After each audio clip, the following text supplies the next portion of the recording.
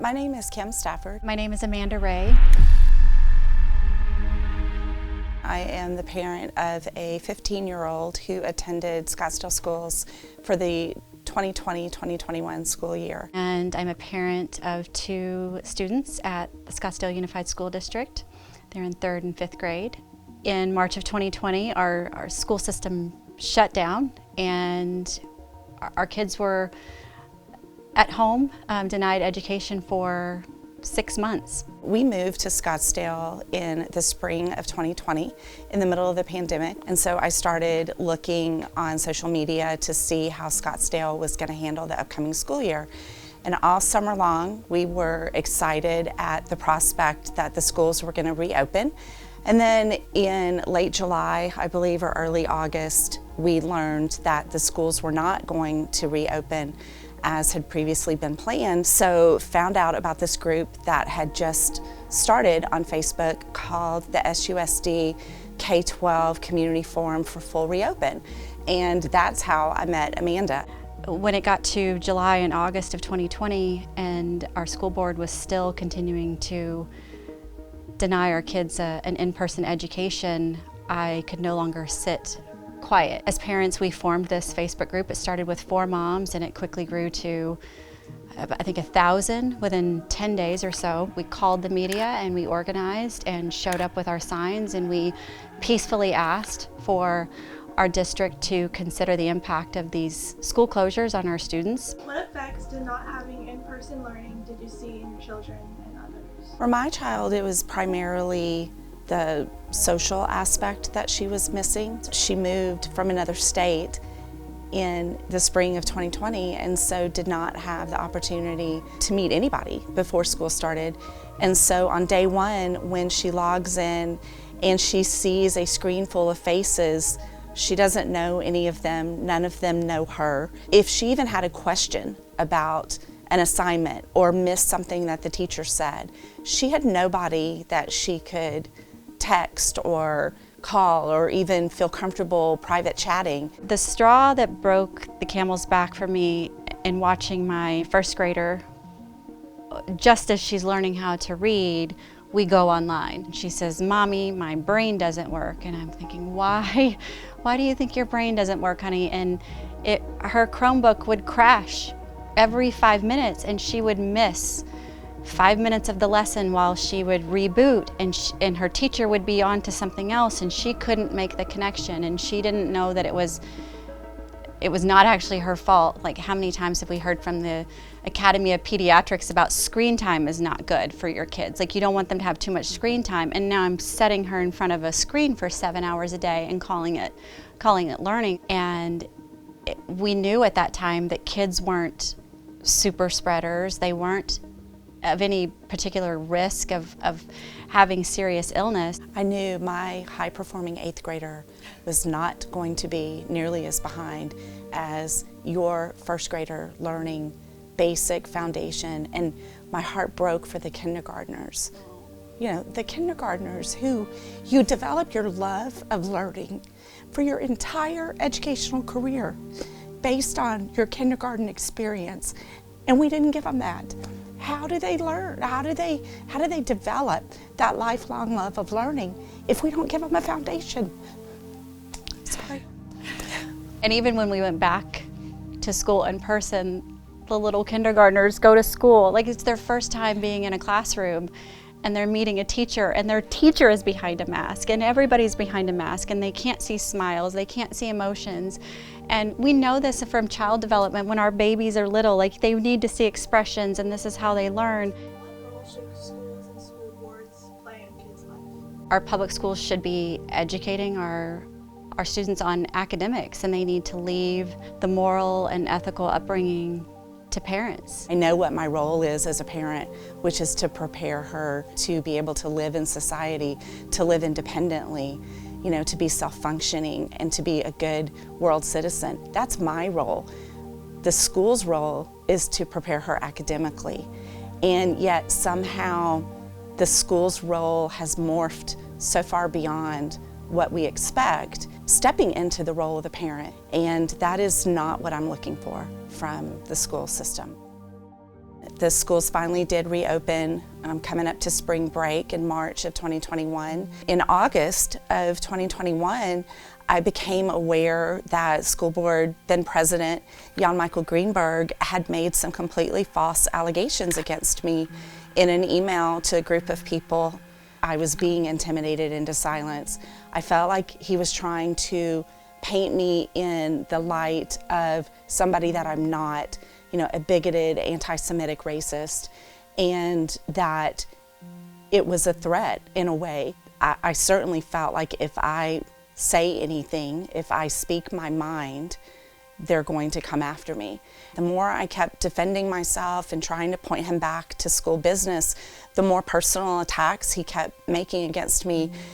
And the last email that I saw had that screenshot of his entire desktop that showed a folder with my name on it in a Google Drive. And at the time, I didn't really know the extent of it until I saw my daughter's picture in the Google Drive. Every time we petitioned the district and we spoke out against the district, something would happen in terms of Jan Michael's father, Mark, would take some type of action. For example, during that town hall, I questioned Jan Michael's statements about blaming Scottsdale parents for the riot on January 6th. And when I challenged that political rant during a school board meeting, I got a message from Mark Greenberg body shaming me. We know now that that same week he downloaded my property records from the county website and my mortgage documents. He looked at my employment history. He looked at my husband's professional licenses. He was doing a deep dive on my personal life and looking at and saving photos of my 8 and 10-year-old at the time. And it was very disturbing to think about what need he would have for that information, what he was planning to do. But we knew from previous instances that he has attacked other community members and try to settle scores with political opponents. And I think I can speak for all of us. We didn't feel like political opponents. We were parents just advocating for our children and their rights and wanting to be involved in their education.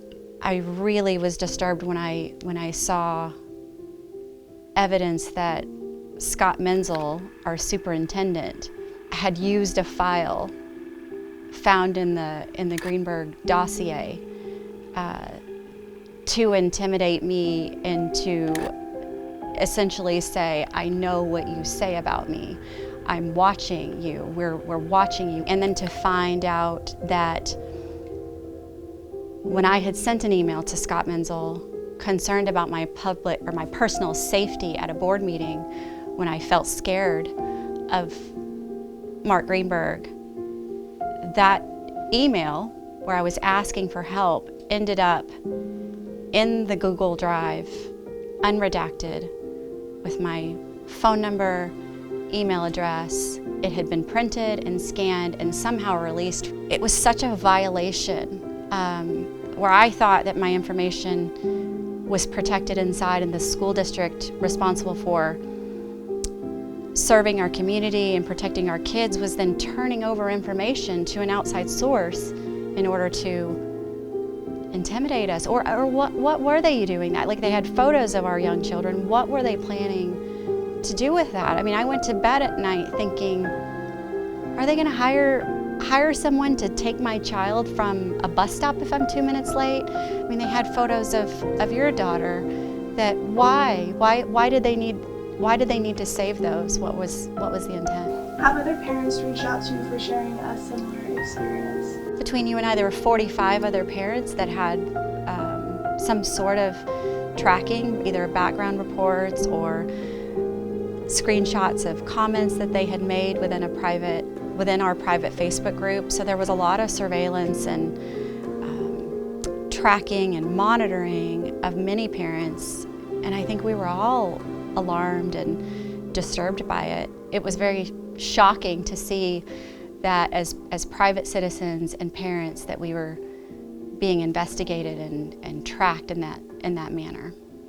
What was the reasoning for the school board president to keep a document on you and spying on you? Isn't that the million-dollar question? I really can't fathom why someone would do something like that. I don't have any sort of explanation. I do think that there was an intent to silence our criticism. I do believe that Jan Michael has maybe been groomed his entire life for political office, and the school board running unopposed in a school board election was his stepping stone for his political career.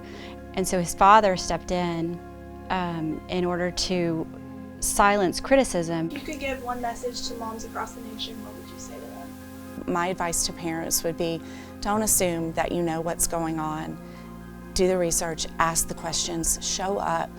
Try to prioritize going to school board meetings or watching the replays after, reading the documents that are posted online. You know, just learn, because there's so much out there that I was completely blind to. If something feels wrong and you think that you need to ask more questions when you're looking at school board issues, or there's something happening with a teacher, you have every right to ask those questions. It may come at a cost, as we have seen, but I think that you have to be empowered to do that. And we would all take a bullet for our child, or any child for that matter. We have to stand up for our kids and protect our kids. And you've got to tap into those instincts and not push them aside. So I would just say, find your tribe. And there's strength in numbers. We wouldn't be here today without the 2,000 now people that found each other during COVID and found a cause that we cared about, and which was really kids.